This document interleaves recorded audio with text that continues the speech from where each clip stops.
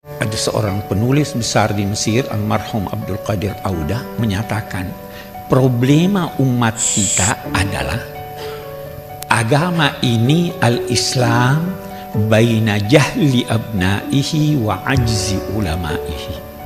Islam berada di tengah-tengah kebodohan umatnya dan ketidakmampuan ulamanya. Itu kita. Banyak orang ingin menguasai teks itu sehingga dia larang orang lain pahami itu karena dia mau kuasai itu. Kayak tadi siapa namanya tadi lu sebut tadi Son siapa? Umberto Eco, Umberto Eco, The Name of the Rose.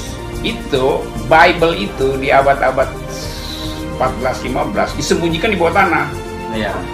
Nah supaya si Romawi, apa namanya, Prius ini, pendeta ini, Romo ini menguasai ilmunya, orang lain nggak boleh baca.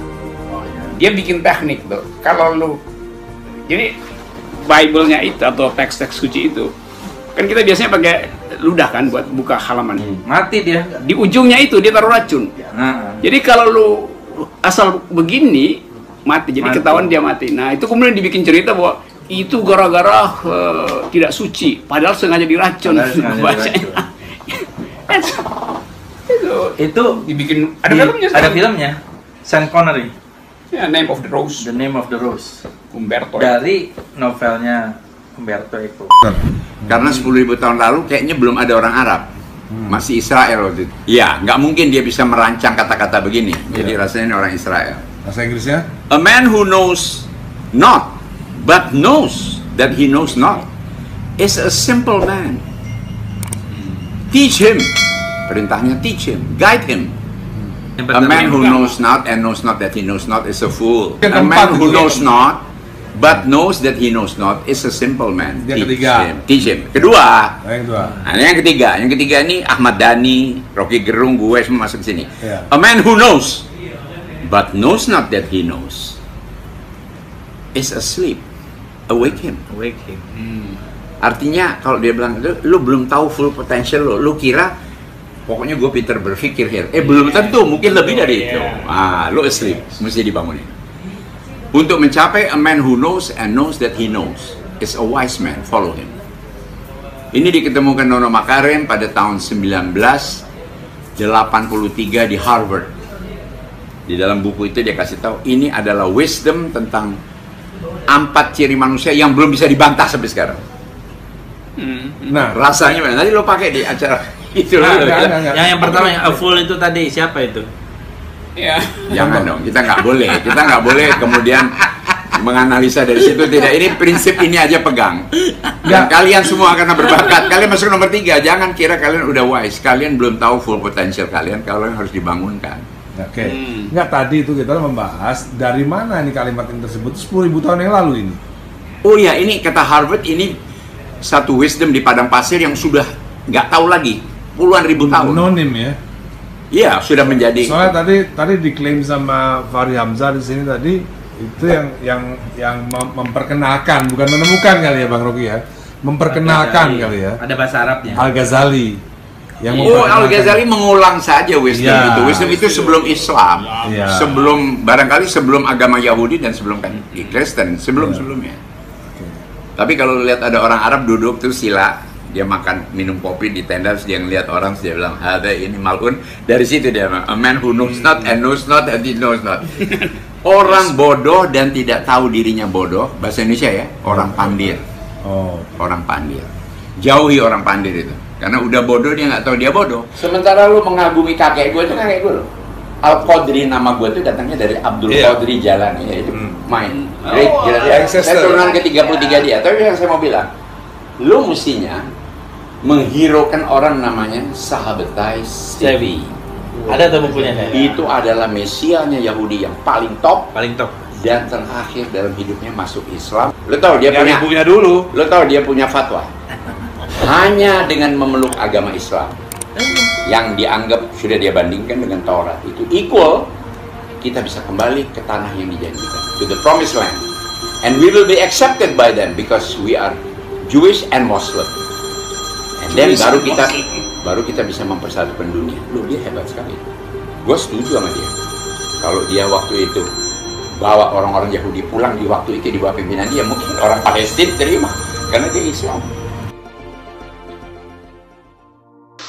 Spekulasi terhadap status dari COVID ini adalah atau dia natural atau dia bioweapon atau dia senjata kimia yang dibuat. Jadi kalau dia senjata kimia, kecelakaan laboratorium itu akan jadi problem politik ke depan itu. Tetapi, dan itu masih akan rumit panjang pembuktian itu.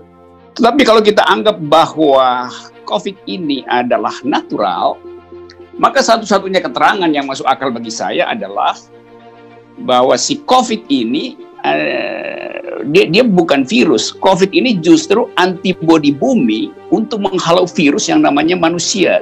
Jadi kalau kita belajar sedikit tentang environmental ethics ya, yang ada hubungannya dengan green economy itu.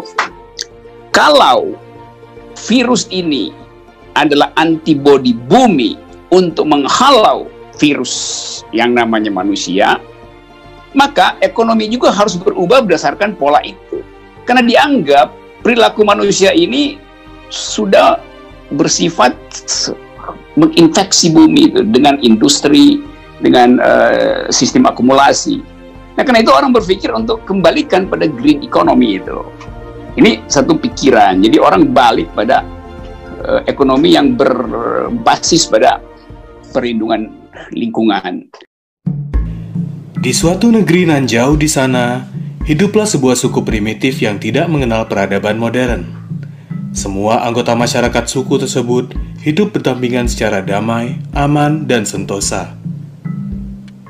Suatu ketika, seorang pilot yang sedang melintas di atas wilayah perburuan suku tersebut membuang botol kaca dari jendela pesawat. Botol kaca tersebut jatuh ke semak-semak dan ditemukan oleh seorang pemburu dari suku tersebut. Sebut saja namanya Fulan.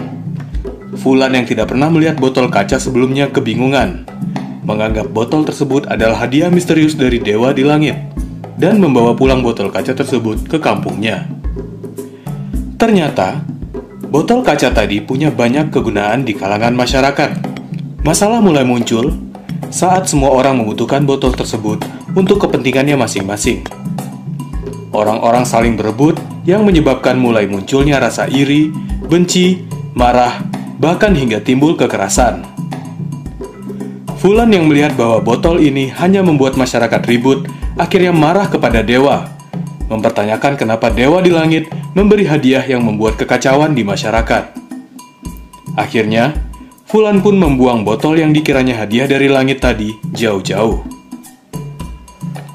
Ada yang pernah tahu cerita tadi? Cerita itu adalah salah satu adegan dari film God Must Be Crazy. Film tersebut mengangkat tentang suku primitif Bushmen yang hidup di Afrika. Suku Bushmen tidak mengenal hukum tertulis sebagaimana yang kita kenal. Tidak ada yang namanya sosial kontrak di dalam suku tersebut. Terus, gimana Fulan dan kawan-kawan tahu kalau rebutan botol dan ngetok kepala pakai botol itu nggak benar? Bukan cuma itu, suku tersebut juga meyakini kalau menghilangkan nyawa orang lain, mengambil barang milik orang lain, dan perkawinan saudara adalah salah. Bagaimana mereka bisa meyakini itu semua sebagai hukum yang valid? Dalam filsafat hukum, dikenal sebuah teori yang dinamakan teori hukum alam atau natural law. Secara sederhana, menurut ajaran ini, hukum itu valid karena bersumber dari moralitas. Sekian. Simpel kan? Tunggu dulu. Ternyata ada banyak teori-teori mengenai hukum alam dari berbagai tokoh di dunia yang memiliki pandangan berbeda-beda tentang hukum yang bersumber dari moral ini. Menurut Cicero, hukum alam adalah hukum yang tidak bisa diubah oleh siapapun, dimanapun, dan dalam keadaan apapun. Karena hukum alam itu hukum yang langsung diturunkan dari Tuhan atau hukum yang bersumber dari Tuhan, yang bertujuan untuk kebaikan dan keadilan bagi seluruh umat manusia. Dan menurut Cicero, hukum alam itu adalah sebuah hukum yang benar atau a true law. Selanjutnya menurut Thomas Aquinas, hukum adalah ketentuan akal untuk kebaikan umum yang dibuat oleh orang yang mengurus masyarakat. Dari hukum tersebut, Thomas Aquinas berpandangan bahwa hukum kodrat merupakan bagian dari hukum yang sempurna, yang dapat diketahui melalui penalaran manusia itu sendiri. Dan ide bahwa posisi masing-masing orang dalam kehidupan itu ditentukan oleh Tuhan. Tetapi semua orang, apapun statusnya, tunduk pada otoritas Tuhan. Yang terakhir adalah Grotius. Dalam bukunya, Grotius mengatakan, bahkan kalaupun Tuhan gak ada, hukum alam akan tetap sama. Maksud Grotius, sumber hukum alam adalah pikiran atau akal manusia. Karena dengan menggunakan akalnya, manusia dapat memahami apa yang adil dan apa yang tidak adil meskipun gak ada Tuhan. Masih banyak tokoh-tokoh lain yang mengemukakan teori-teori hukum alam. Namun, dari semua teori hukum alam yang ada, dapat kita simpulkan bahwa moralitas dapat berasal dari Tuhan maupun dari akal pikiran manusia. Tapi bagaimana dengan Tuhan yang diyakini oleh Fulan? Fulan tentu tidak mengenal Tuhannya Cicero dan Aquinas, tapi dia tetap bisa menilai sendiri mana yang baik dan mana yang buruk. Mungkin dalam hal ini Grotius memang benar, bahwa hukum alam akan tetap ada, meskipun Tuhan tidak ada, ataupun Tuhan hanya memberikan sebuah botol kaca.